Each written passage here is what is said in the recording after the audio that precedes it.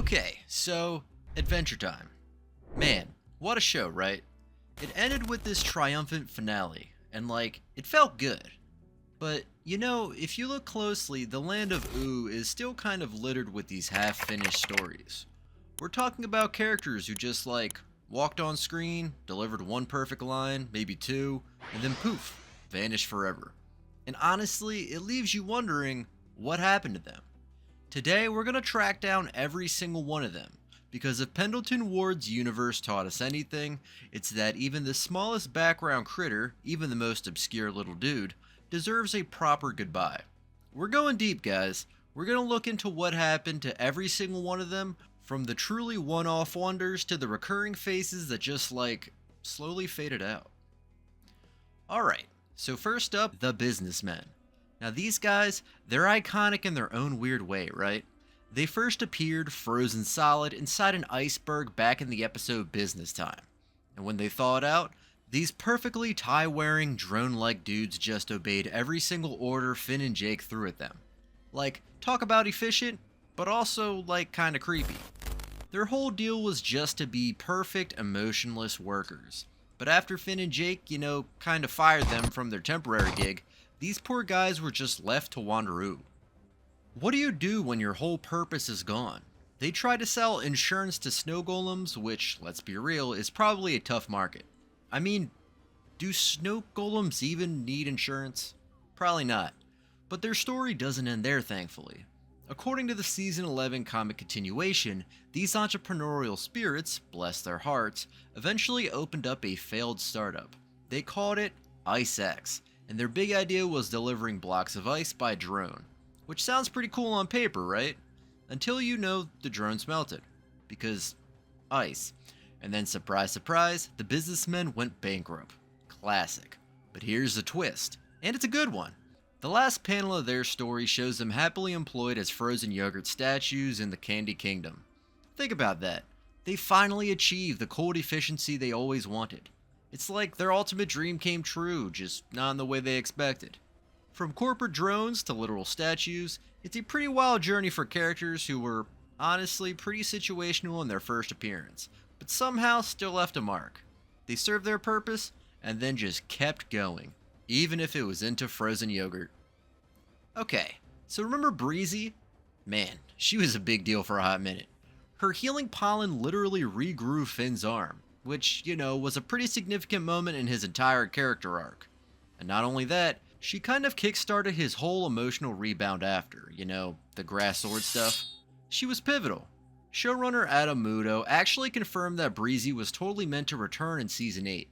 But the writers just couldn't find a spot for her that didn't feel forced, It's hard to bring back a character with such a specific, powerful ability without it feeling like a plot device. So she just faded out, despite having so much potential for more stories. The official podcast dropped some more lore on us, which is awesome. It adds that Breezy now rules a distant flower field, which makes sense for the Queen Bee, right? And she's out there composing these syrupy love songs about the boy with the grass heart. That's just adorable. She never actually met Finn again, which is kind of sad, but every spring, her drones drop a single peony on the treehouse porch. It's honestly the most dignified one-sided crush in all of Ooh. It's a beautiful, quiet continuation for a character who had such a huge impact, but then just disappeared from the main narrative. You gotta respect that kind of subtle longing, Next up, we've got Kent, Shelby's little brother. This guy totally starred in the bottle episode Little Brother, which was a whole adventure inside the tree fort. After he helped defeat the Rat King, we'll get to him later, don't you worry. Kent basically burrowed deep into the roots of the tree, becoming essentially its immune system. How cool is that? Adam Muto, the showrunner, states that Kent is still down there patrolling these capillaries, sipping sap like it's the finest mead. It's a pretty important job, honestly, keeping the entire tree fort healthy. So if the tree ever, sneezes or something, you could probably blame Kent's overreactive sense of duty. He's a character who had a very specific, cool purpose and then just kept doing it off screen. He's out there, being the unsung hero of the tree fort, just doing his thing, and we love him for it. Oh, Lemon Hope. Man, his two-parter was pretty intense, right? It ended with him just kind of floating away, both guilty and like totally free.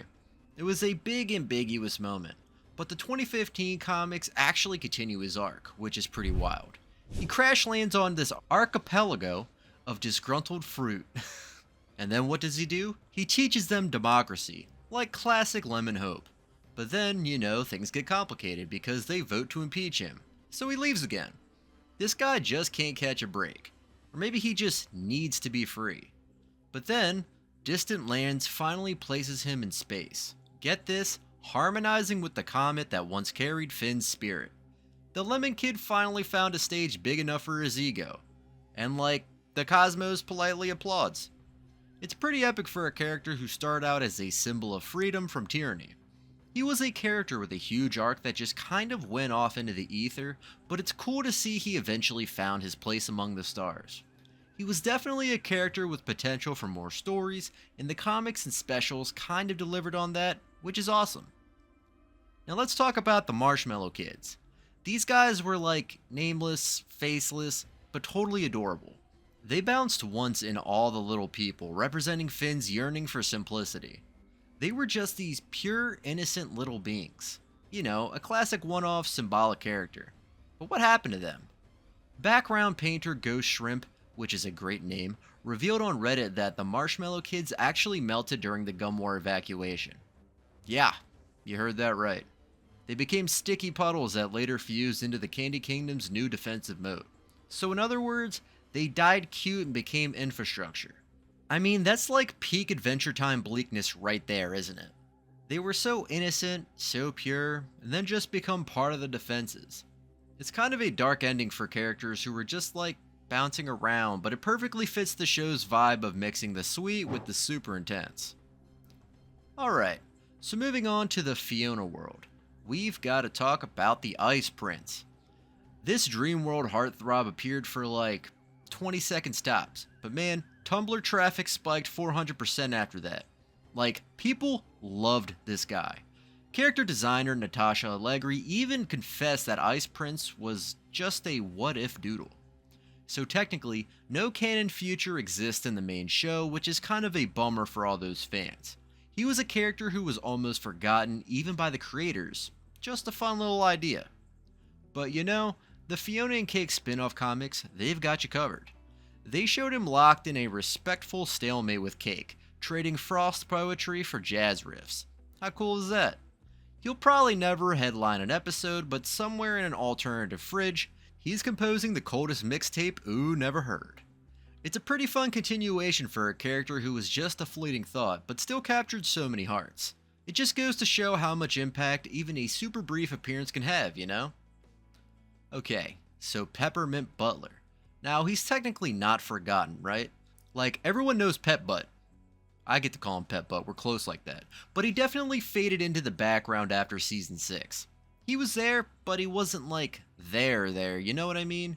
His true goals and his dark magical knowledge always hinted at so much more, and fans were always wondering what he was really up to. Well, the Distant Lands special, Obsidian finally confirms he's alive, and get this.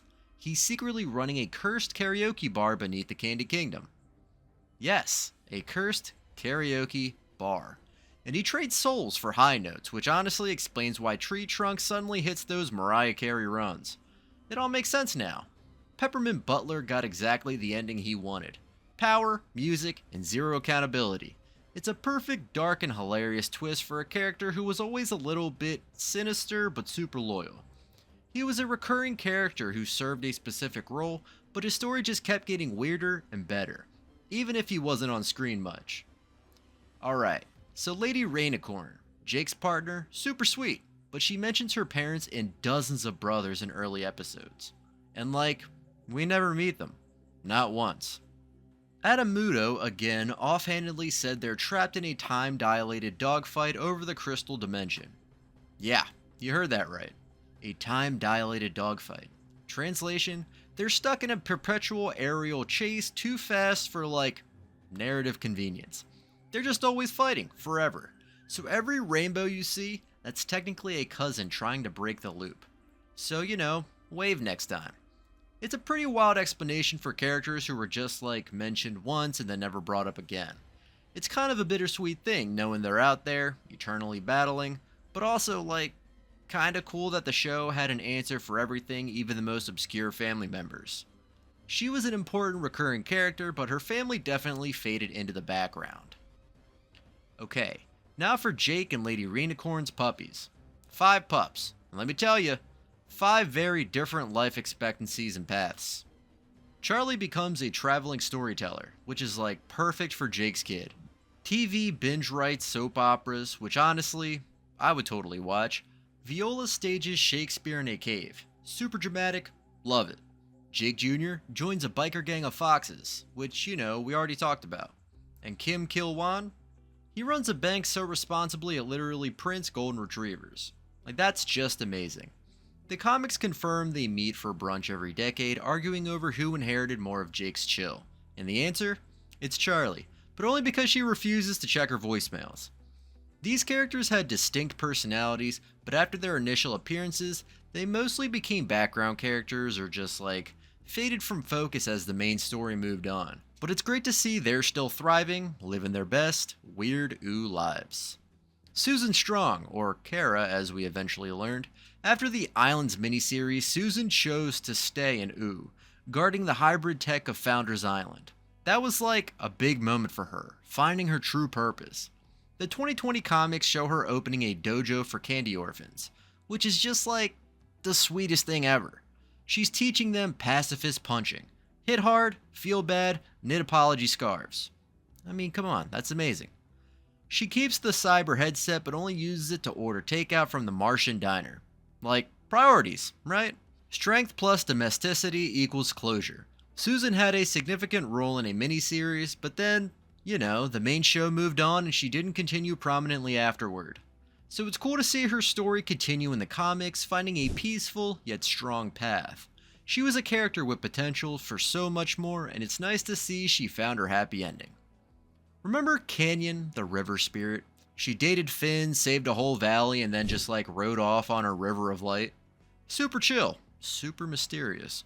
Background lore in the art book places her in the western wetlands, damning toxic nostalgia that leaks from old memory tapes. That's a pretty deep job.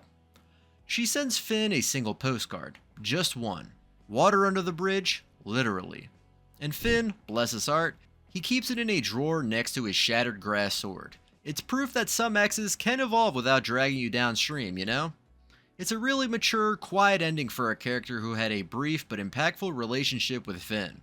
She was a situational character who served her purpose, then just kept on doing her thing elegantly. Alright, so Tiffany the Assassin. This guy, man. He idolized the Ice King, battled Finn, got buried under a dumpster, classic Tiffany, and then just resurfaced in later seasons seeking revenge. He was persistent, gotta give him that. The season 10 storyboard reveals he finally realizes he's too angry to live, too stubborn to die, which honestly is a pretty relatable mood. At that point, Grob Gob Globgad, who we all know is awesome, offers him a job as an interdimensional referee. How wild is that? He now officiates combat volleyball between Mars vampires and cloud giants. I mean, that's a glow up if I've ever heard one. He still hates Finn, but only on weekends. Tiffany was a character who appeared briefly, then recurred a bit, but then just kinda disappeared. It's cool to see he got this incredibly specific, hilarious, and fitting end. He found his purpose, even if it's officiating cosmic sports. The ancient psychic tandem war elephant. Man, what a name.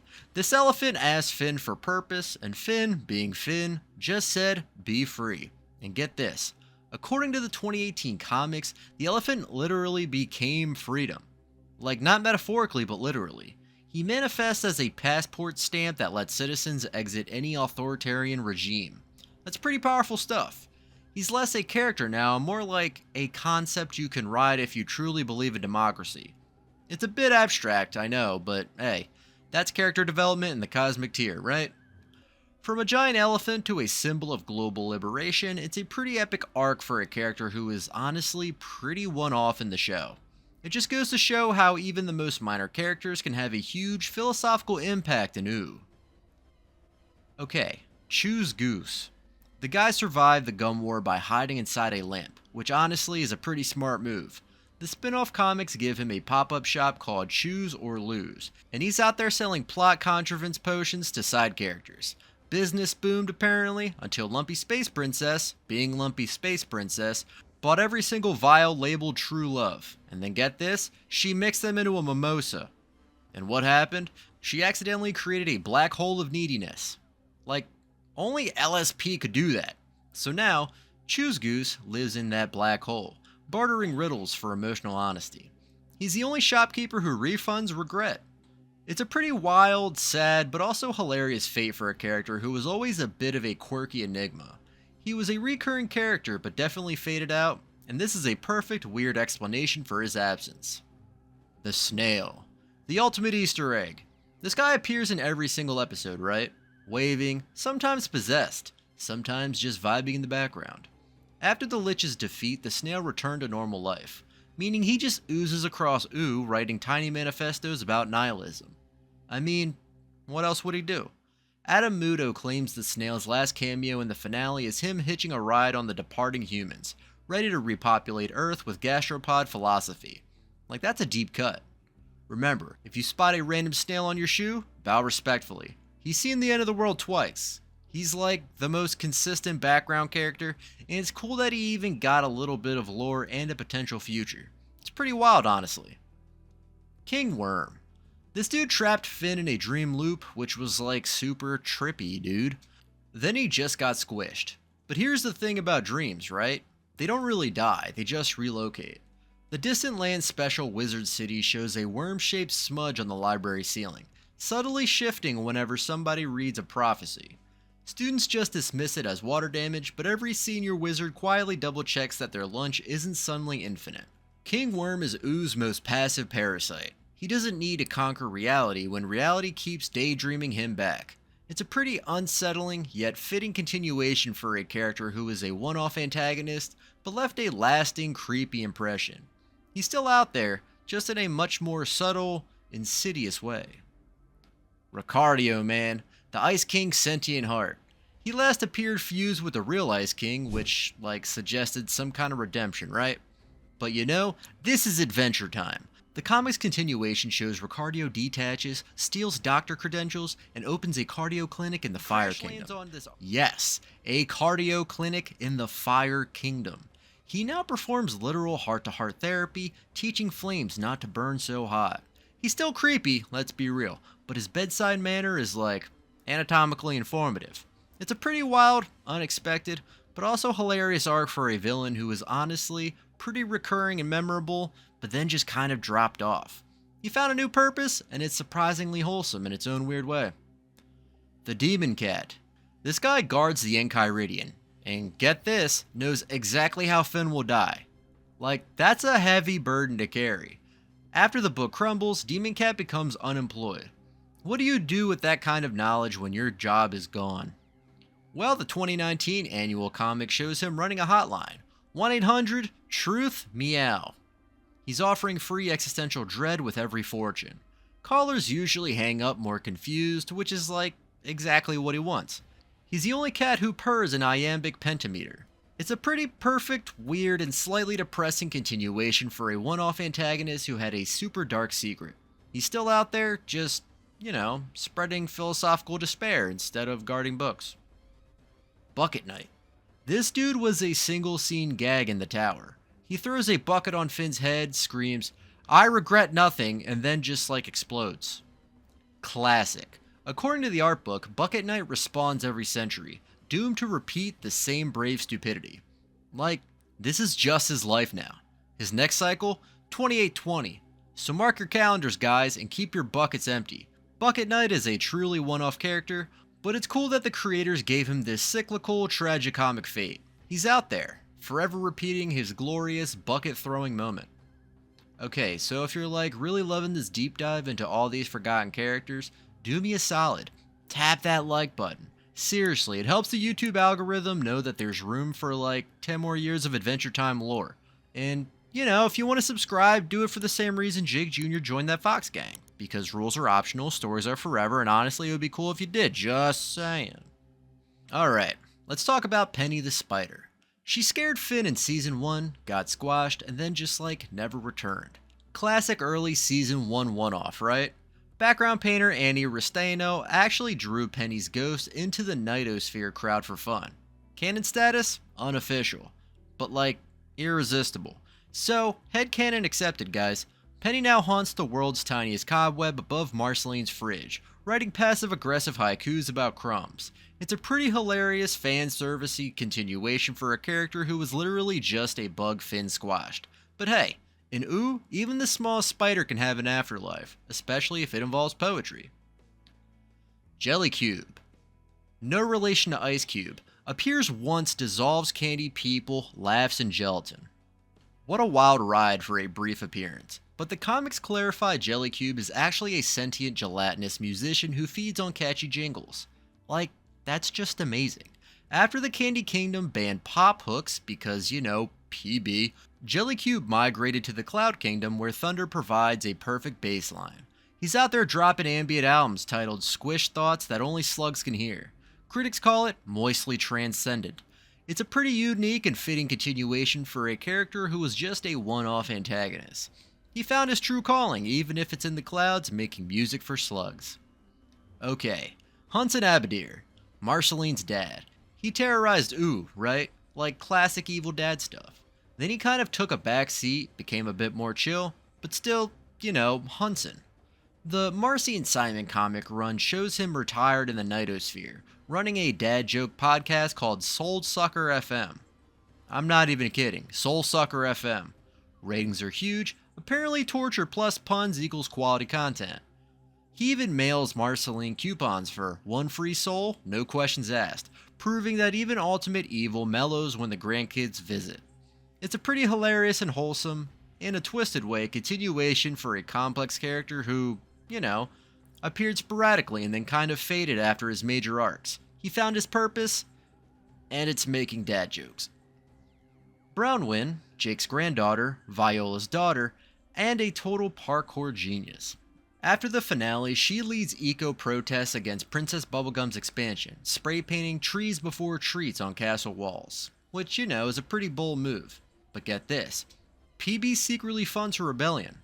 Yeah, PB. She admits she needs opposition to stay ethical, so Brownwyn thus becomes the healthiest antagonist in Ooh, funded by her target, loved by her cause, and too fast to catch anyway. It's a pretty awesome continuation for a character who was a part of the large puppy litter, then just faded from focus. She found her own unique role, keeping PB honest, and that's pretty cool.